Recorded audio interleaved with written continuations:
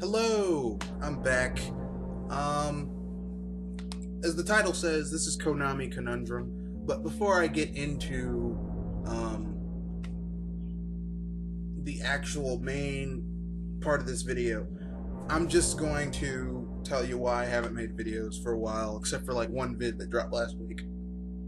Look, life happened, man. I mean, trying to run a business, trying to go back to school, get my master's. Which right now I'm contemplating trying to get a dual master's, because if I get a dual master's too, I'm just gonna stick with what I've already been taking classes for, because I took a lot of advanced classes when I was in college that counted towards a master's, so it would be easier for me to do that for my dual bachelor's that I have. So you know, depends. Just keep the ball rolling, still stick with poli-sci and sociology, or I could go business, but I really don't want to spend 2 years doing this shit, so I'll stick with what I know. Trying to run a business, trying to have a social life. I mean, you know, unlike some people, I don't do this for money. I do this because it's a hobby. Okay, like gaming it's a hobby. This isn't something I spend all my time doing. So, I mean, I'll do the best I can. I'll give you the best content I can. I'm going to try and increase my output. I'm going to try and make at least one video per night for the rest of this week. So, that's 4 videos, maybe 5 or 6 if I do Sunday as well. So, see what happens, okay?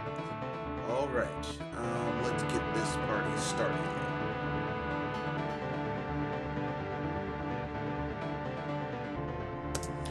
Okay then, yeah, we're back again. Last week, some has been interesting, to say the least, for Konami. Hideo Kojima was begging, well, not begging, said he really wanted Snake to be in Smash Brothers, but you know, earlier said that he couldn't figure out anything innovative to do with the Wii U gamepad, and yet he's working on apps that you have to download and install on Microsoft Smart Glass and the Vita that give these two things off-screen asymmetrical gameplay, but the Wii U is built for off-screen asymmetrical gameplay, but he couldn't think of anything to do with it. Oh god, Hideo Kojima is a dick. But it gets worse. He released Ground Zero, a glorified demo that should have been, like, at the most it should have been $10. Well, no, $10 to $15 for $30 across all platforms except for the Wii U. And you know what? Fuck this game. I mean, I haven't enjoyed Metal Gear since Metal Gear Solid Snake Eater on the GameCube, so forgive me if I don't give a shit about it right now. Sorry. So yeah, I'm not really into, neither do I care about these compunctions. But it gets worse. It gets far, far worse. Last week, Koji Igarashi, the man who, he didn't create Castlevania, but he spent 24 years guiding it and growing it, left Konami. The man who basically has spent a large portion of his life guiding and growing that franchise left it. Now, after the break, I'll get into why I feel he left Konami, you know, and why this is a bigger issue than a lot of people are making. it's a bigger issue for Konami. For gamers, it's a good thing. For Konami, it's a bad thing, and I'll get into that after the break. But basically, you know, it's been an interesting week for Konami last week. Very interesting, very a lot of shit going down. So we'll get into that after the break.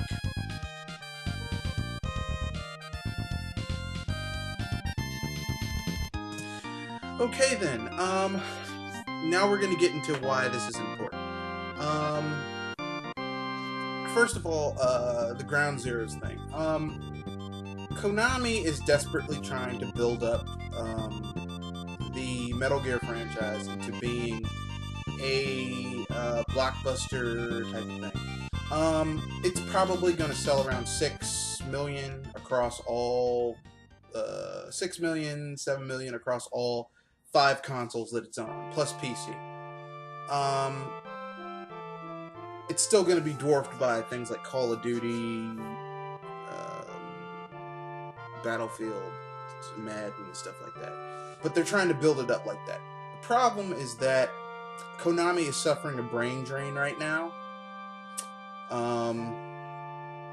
which in corporate America terms just means that ultra talented people who should be there to train the next generation are leaving.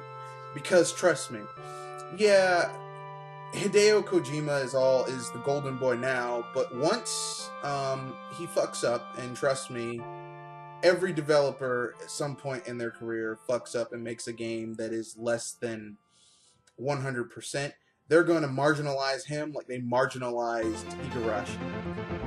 And he's probably going to leave too in about 2, 3, 4, 5 years.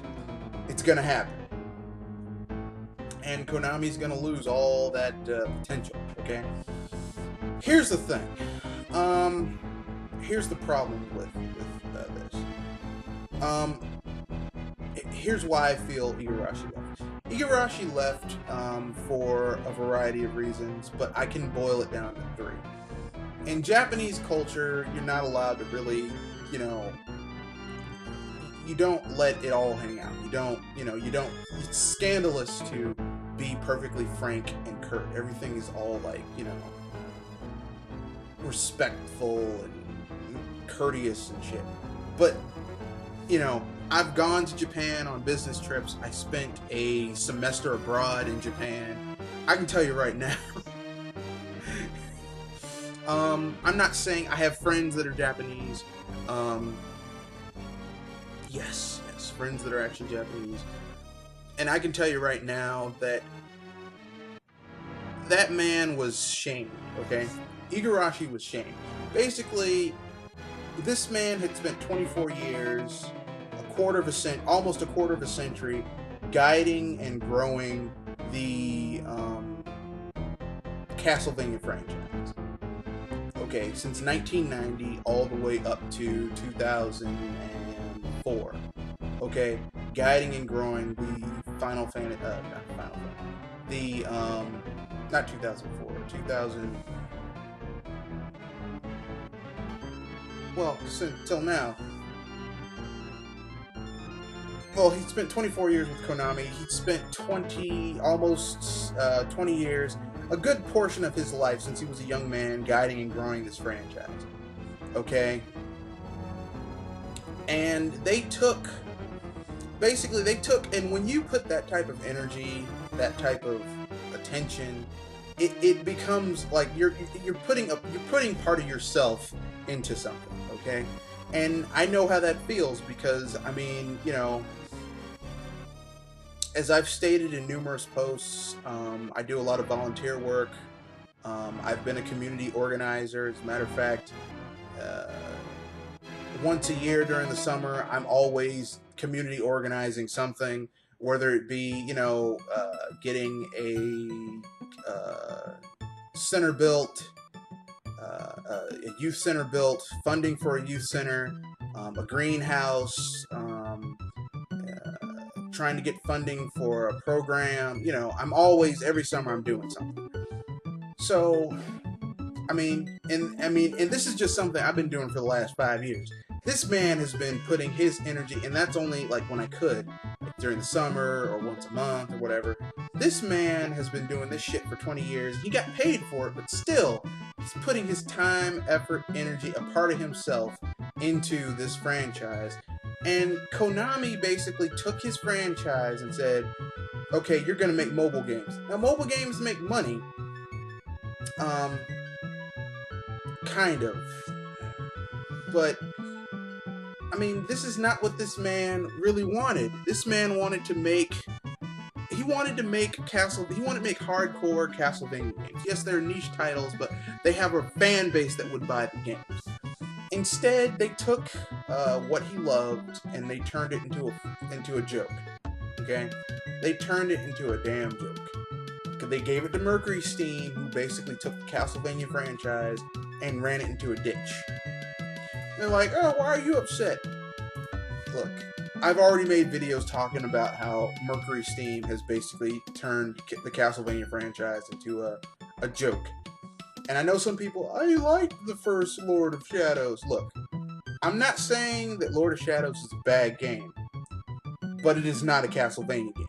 And if you're a Castlevania fan, these games were offensive to you, okay?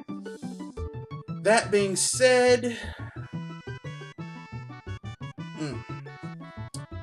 this brings me to my second point.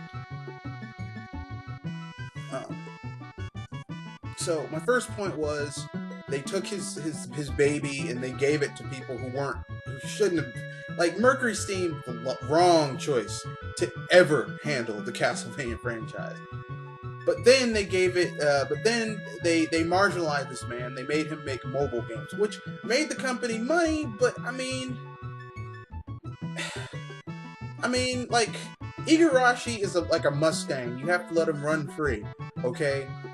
You didn't let him run free, now he's gone. He's like, they were muzzling him. But this brings me to my second point, as I said. Well, the second point was they were making him make mobile games. I mean, the dude who basically has guided and shepherded and grown the Castlevania franchise from, you know, Castlevania used to be like the old school Castlevanias were very linear. You went through, maybe had a few branching paths, nothing. He added the RPG portion, made it, added more depth to the experience. Making fucking mobile games? Really? Oh God, Konami. Ugh. Which brings me to my third point. Apparently, every time this man would come up with an idea to make a Castlevania-style game, Konami would cancel his project, stifling this man's growth. Konami puts out very few games, and they're all safe bets. Soccer, you know, fucking that air game, that jet game every few years. I mean, you know, and fucking Metal Gear, which, I mean, as the spectacle of Metal Gear has gone up, the actual enjoyment that I've taken out of it has gone down. But that's just me. Other people might feel differently, but that's just how I feel. But putting that aside,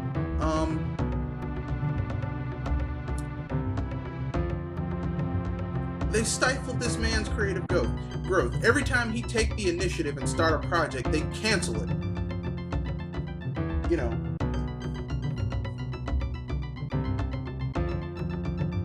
I mean, this man might not have been with Konami as long as Kojima, but, I mean, seriously, I mean, they're like, well, fuck you, we'll put all our resources into this one dude.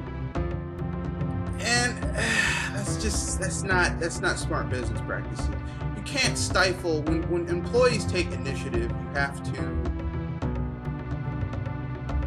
encourage that, because it means that your employee's growing, and a well-grown, a well-honed, a well-balanced employee it helps the company immensely. But hey, you know, trust me, in about 5 years, Konami's gonna be fucked. I mean, I wish it wasn't so, because Konami has a stable of great IPs that they could be making games on. That, yeah, they're niche, but they're good games that they could be making. But instead, we get a whole bunch of bullshit. So, what are you gonna do? Anyway, that's just how I feel. If you have any comments, thoughts, questions, ideas about how Konami could fix this, or why you think this led to it's gotten to this point, leave it in the comment section. Remember, share, comment, subscribe, please. So, have a nice day.